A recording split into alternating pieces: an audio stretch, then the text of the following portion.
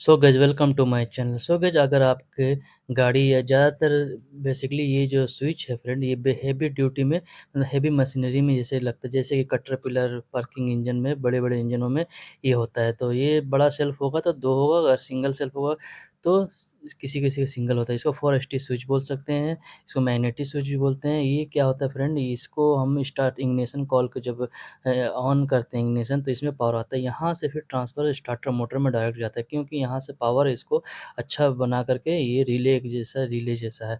तो कभी भी स्टार्टिंग का आपका प्रॉब्लम होगा तो सबसे पहले इसको आप चेक करेंगे रिप्लेस करके। कभी-कभार ये वीक हो जाने से भी स्टार्टिंग का प्रॉब्लम करता है स्टार्टर मोटर का। तो ये वीडियो कैसा लगा फ्रेंड कमेंट करके ज़रूर बताएँ। अगर इस चैनल पे नए हैं तो सब्सक्राइब करें। Thanks for watching my video.